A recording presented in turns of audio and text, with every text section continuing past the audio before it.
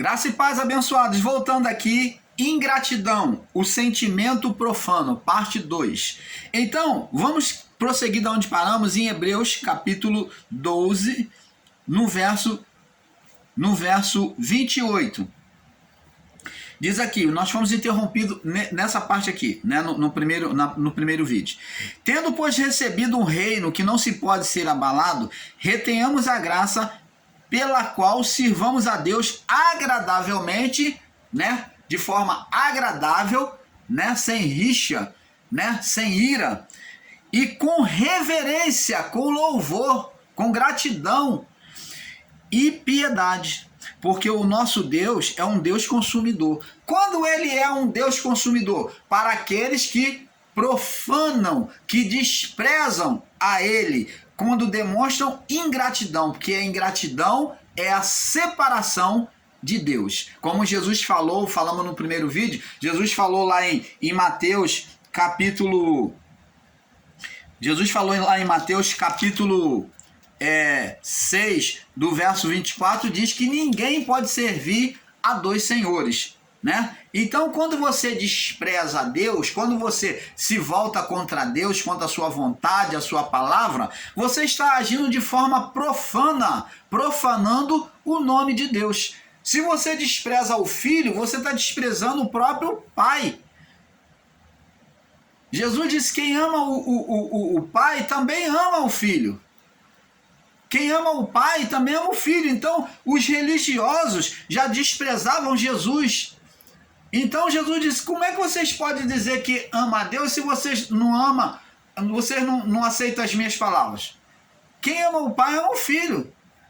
Você está entendendo, amado? Vamos ver agora os outros versos que demonstram que devemos ter gratidão a Deus. Vamos no livro de Salmos agora, vamos passear agora no livro de Salmos. Põe a sua Bíblia aí no livro de Salmos, nós vamos ver o Salmo. Vamos ver o Salmo 92 primeiro. Salmo 92.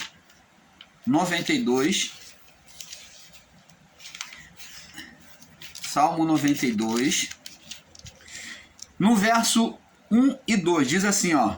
Bom é louvar ao Senhor e cantar louvores ao teu nome, ó Altíssimo, para de manhã anunciar a tua benignidade, olha que demonstra gratidão, todas as noites a tua fidelidade. Então temos que ser gratos, temos que reconhecer os feitos do Senhor que ele fez lá atrás. A primeira coisa que Deus veio repreender o povo israelita, quando eles clamaram a ele, Deus veio logo fazer lembrança que dos feitos que ele tinha feito, ter livrado o povo na saída do Egito e de todos os inimigos que vinham contra eles, mas Deus disse, vocês ainda assim me desprezaram, ouvindo aos amorreus, fazendo aliança com os amorreus, desprezando a minha segurança, a minha proteção. Você está vendo? Temos que ser grato e lembrar o que Deus já fez na nossa vida. Então, vamos também no livro de Salmos 118. Salmo 118, no verso 24. Salmo 118, no verso 24. Vamos ler o verso 24. E depois o verso 28 e 29. Diz assim, este é o dia que fez o Senhor. Ó, o salmista dizendo, este é o dia que fez o Senhor. Regozijemo-nos e alegremo-nos. Viu? Agora vamos para o verso 28 do Salmo 18 ainda. Tu és o meu Deus, e eu te louvarei. Tu és o meu Deus, e eu te exaltarei, mostrando gratidão. Diz o verso 29, louvai ao Senhor, porque ele é bom, e a sua benignidade dura para sempre. Vamos ver agora também no Salmos 136. Salmos 136. Salmos 136.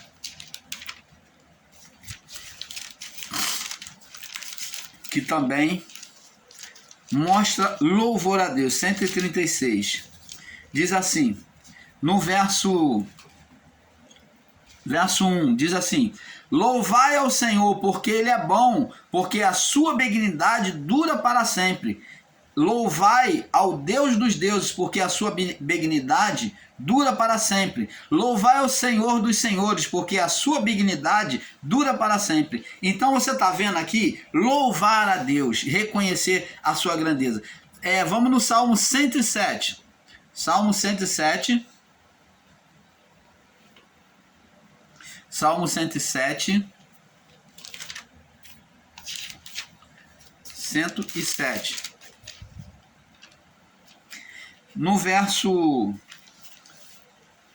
1, diz assim: louvai ao Senhor, porque Ele é bom e a sua benignidade dura para sempre.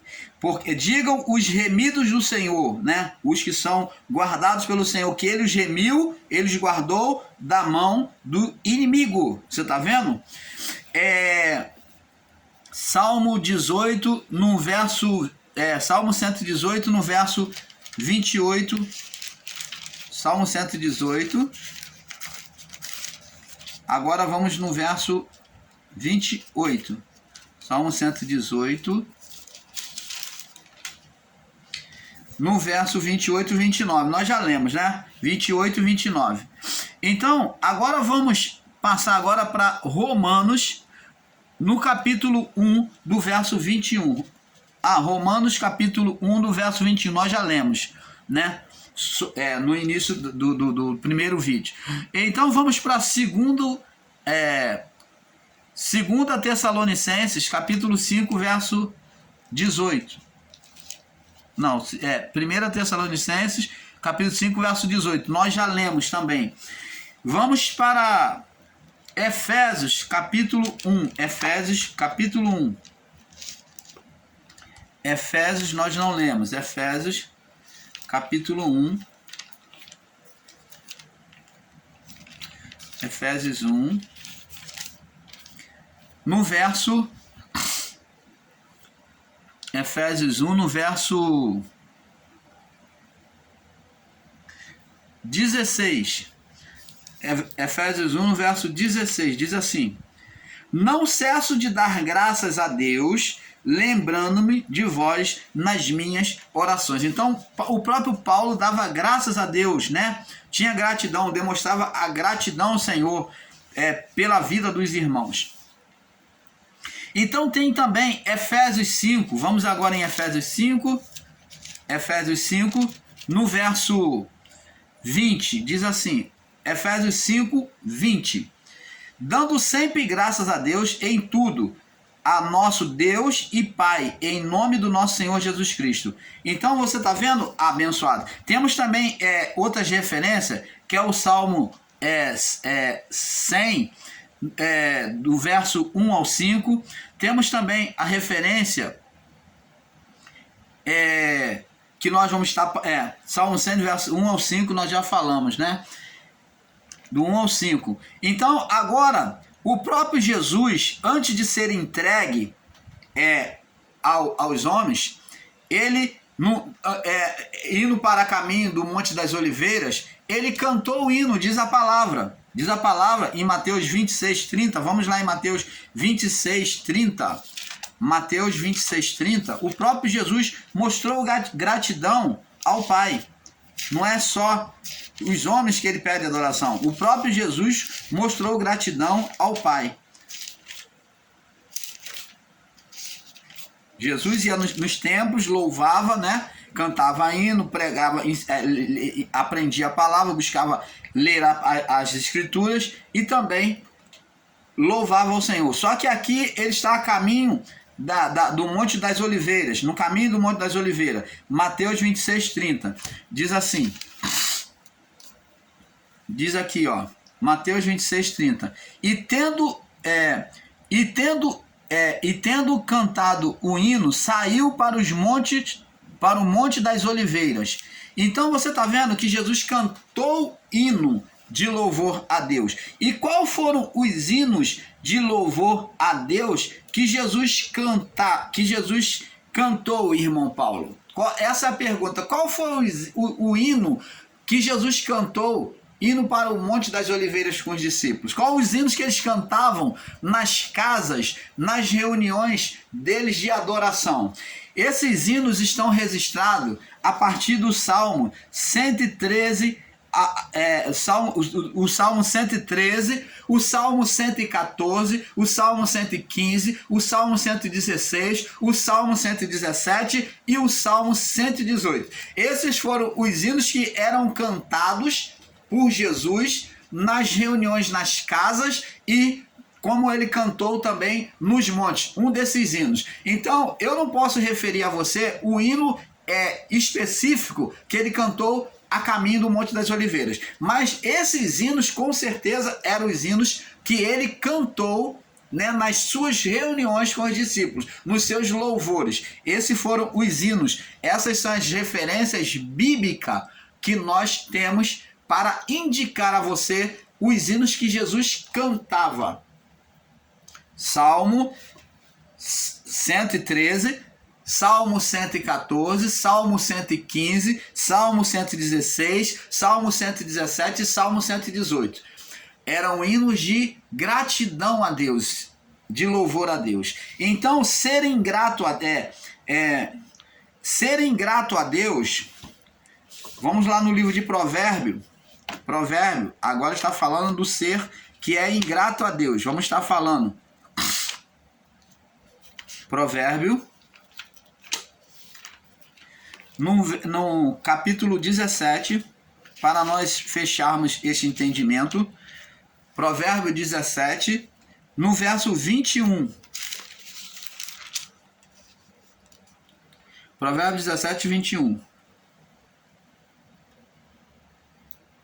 Diz assim: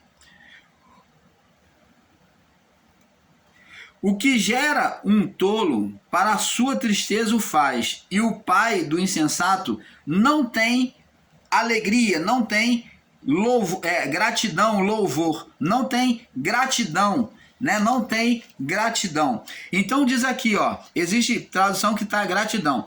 Então diz aqui: o que gera um tolo, para a sua tristeza o faz, e o pai do insensato não tem alegria ou gratidão. Alegria é gratidão.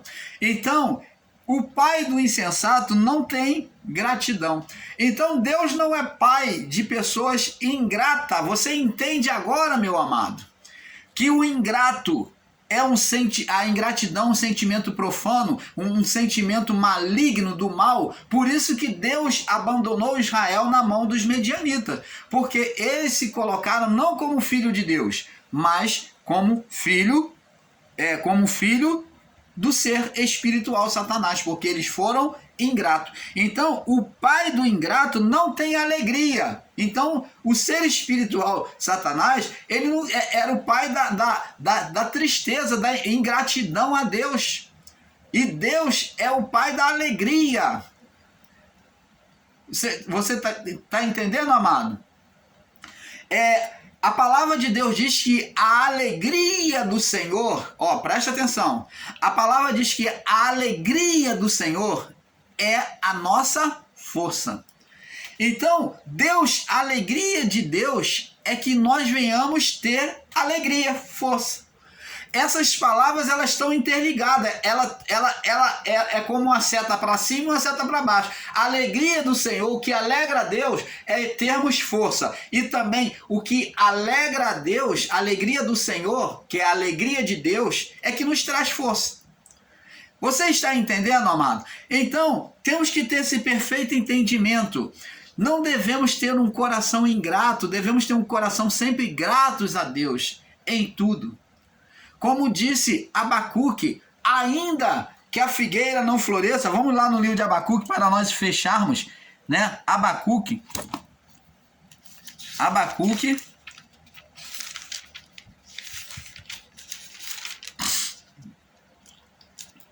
no capítulo 3,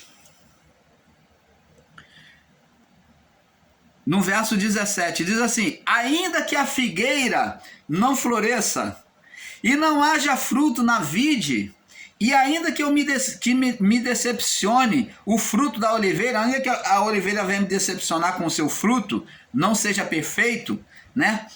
E os campos não produzam mantimento, ainda que as ovelhas da malhada sejam arrebatadas nos currais, não haja, e nos currais não haja gado, todavia eu exultarei, eu me alegrarei, eu serei grato no meu Deus da minha salvação. O Senhor Deus é a minha força, é a minha alegria. Força significa alegria. Lembra lá da passagem de Caim? Deus falou: por que descaiu o teu semblante? Por que você está triste? Por que você está borocochô, fraco? Né? Está desanimado. Então, o Senhor é a minha força, é a minha alegria.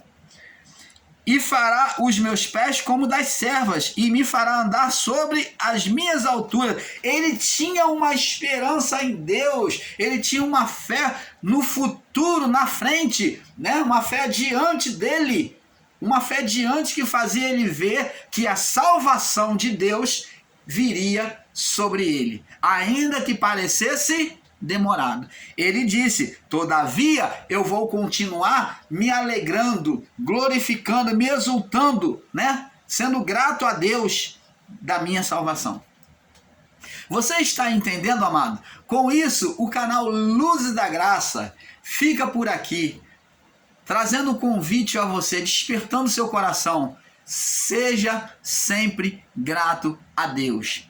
Ore, cante louvores, interceda pelo seu irmão, porque isso é um ato de gratidão, de você compartilhar aquilo que você recebeu. Aquele que é ingrato, ele não compartilha, ele não fala de cura, porque ele não crê no Deus que o Deus dele cura. Ele não fala de libertação, porque ele não crê que Deus liberta. Como ele vai falar? Paulo disse: como crerão se não há quem pregue? Só prega quem crê, meu amigo, minha amiga, meu irmão, minha irmã. Só prega quem crê. Se você não crê, você não vai testemunhar, você vai contra, você vai se calar quanto àquilo. Como que se pode falar de cura se você não crê em cura, que Deus cura hoje? Como que você pode falar de libertação se você não crê que Deus liberta? Como pode falar de uma manifestação profética de Deus se você é incrédulo e não crê que Deus possa usar um homem, que possa usar até um homem incrédulo? Não precisa ser um homem religioso, não. Um homem de qualquer lugar para falar com você, que sem te conhecer, te trazer uma palavra exortativa, te trazer uma palavra de fé que você estava esperando vir da parte de Deus. Porque muitas das vezes a sua incredulidade é que tem sido um muro para Deus falar com você. Como aquela mulher samaritana, a incredulidade dela que era o muro. Mas quando Jesus falou: tiveste 5 maridos, e o que tem agora não é teu. Enquanto Jesus estava falando que ele era que a salvação vinha dos judeus, que a salvação vinha dos judeus, enquanto Jesus estava testemunhando que dá água para ela, que ele era água, que ele ia dar uma água melhor, ela não estava nem aí, ela estava ouvindo, mas estava relutando contra as palavras de Jesus.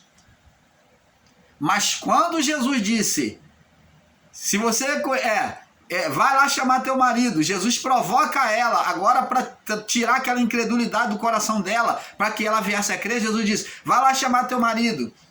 Jesus já sabendo, na onisciência divina, ele já sabendo, e ela disse: não tenho marido. Aí agora ele vai mostrar a parte profética para ela, que ninguém falou para Jesus.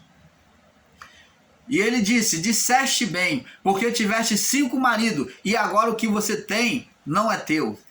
Aí agora, então, a atenção dela se volta para Jesus. Agora ela vem dar atenção para Jesus. Agora ela vem dizer: vejo que tu és um profeta. Agora ela vai dar atenção, porque mostrou a vida dela, mostrou o fato que chamou a atenção dela. Então, abençoado, não discrimine aquele que crer na profecia Porque Deus fala sim. Apesar de muitos irmãos em graça estar ensinando que não há mais profecia, né? Revelação de Deus usando outro homem, falando por boca de outro homem. Sim, Deus fala sim. Como é que os incautos vão receber o entendimento de Deus se não forem atraídos pela voz de Deus, mostrando a eles que Ele está participando da vida dessas pessoas? Ah, mas você vai dizer, não, mas existe a palavra. Mas a palavra, meu irmão, ela é iluminação para aqueles que já têm. Esses que estão em trevas no entendimento, eles não conseguem entender essas palavras ensinadas. Mas quando se chama a atenção deles para um fato, porque o homem é dotado naturalmente na natureza da carne, como o próprio Moisés, que teve que ser atraído, Deus atraiu a atenção dele para que ele desse atenção a Deus. Fez lá, fumegar lá a sarça ardente se acender e não se consumir. Então isso chamou a atenção de Moisés e diz a palavra que Moisés se aproximou para ver que sinal era aquele. Então Deus nos atrai da sua forma, no seu querer, cada um é atraído por Deus da forma que ele quer. E não adianta você querer vir criar redil. Ah, não, que Deus na graça não faz isso. Deus não faz mais isso, que não tem mais profecia. Conversa fiada, meu irmão. Conversa fiada, meu irmão. Se você ensina assim, isso não vem da boca de Deus, isso vem da sua boca. Do seu literalismo de palavra, de entendimento. Você está passando aquilo que o seu entendimento está literalizando. E nós somos falhos. Muitos errôneos nisso, quando falamos isso e muitas das vezes mais tarde vamos lá nos arrepender e vemos que nós ensinamos errado. Como o irmão Paulo no vídeo aqui abaixo, que pede desculpa. E literalizar, dizer que Deus dava o livre-arbítrio para o homem. E então eu tive que fazer a correção, mostrando que houve um literalismo no entendimento do irmão Paulo, de entendimento, literalismo de entendimento. Então mostrei que Deus deu liberdade de escolha. Liberdade de escolha tem uma limitação, mas livre-arbítrio só Deus tem, que fala de poder supremo, de ir e fazer o que quer, a hora que quer e como quer. Isso é livre-arbítrio, só Deus possui o livre-arbítrio. Fui homem para confessar isso. Então vamos sair desses equívocos de literalizar, de dizer que Deus não cura. Não, saia desse literalismo, que Deus cura, Deus liberta ainda. Jesus falou para os discípulos, esses sinais seguirão aos que creem. Ele falou para eles naquela época, mas ele disse para quem? Ele não falou, ó, esses sinais vão seguir vocês. Não, ele não diz, esses sinais eu tenho vos dado. Não falou isso. Se tivesse escrito, esse sinal eu dou para vocês, esses sinais seguirão a vocês. Não, esses sinais seguirão aos que creem. Todos os que creem, a partir dos discípulos. Porque o ministério de Cristo começou após o batismo. Ali o reino já estava sendo manifesto, já começava a ser manifesto. A conta-gota. A partir do Pentecostes, o reino foi rasgado, o véu foi aberto, foi rasgado. Então agora o reino escancarou, derramou-se copiosamente o Espírito sobre todos. Agora o reino foi manifesto completamente. Então, abençoados, não se pode literalizar. Você crê em Deus, os sinais que Deus concedeu aos apóstolos, aos discípulos, concede a você sim, hoje. A não ser que você não creia, porque tem que crer. Se você não crer, você não vai fazer. Esses sinais seguirão aos que creem no meu nome. Você está entendendo? Aí vem os radicais e dizem, então, pega da serpente então para ver, então. Quando estão literalizando a serpente, colocando a serpente como uma víbora física. Então eles colocam, então pega a serpente lá do livro de Gênesis. Então você está dizendo que a serpente do livro de Gênesis, lá no Éden, era física. Olha que contradição de ensino.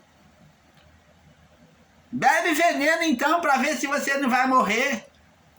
Veneno é ensino errado, ensino de falso profeta.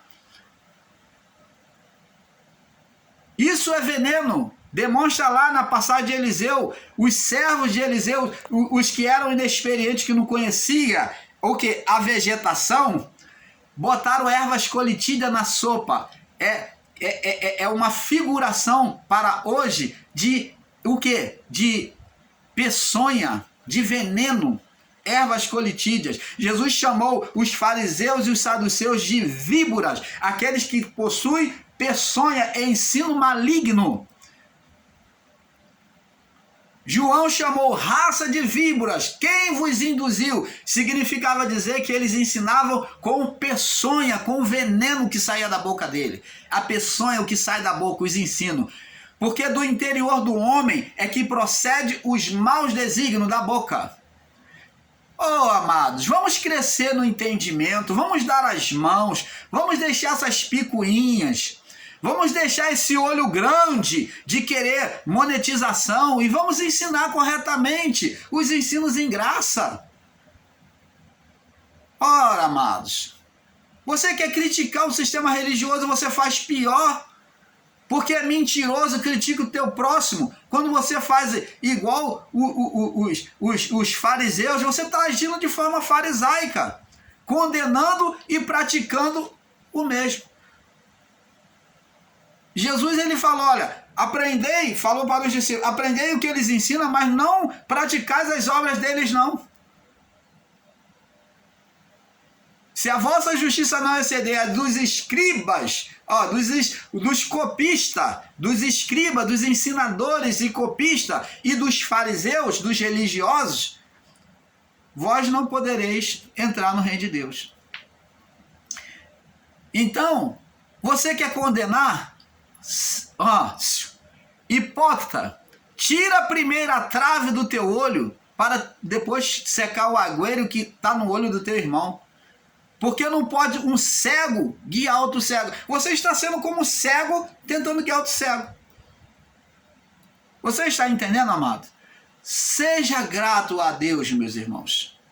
Vamos buscar o melhor da palavra. Vamos crescer, vamos amar a palavra e buscar crescer na essência da palavra do Pai. Com isso, o canal Luz da Graça fica por aqui com este assunto, porque é como nós dizemos e ensinamos, é com um pouco aqui, um pouco ali, que vamos crescendo no entendimento da palavra do Pai. Paz seja dada a todos. Paz.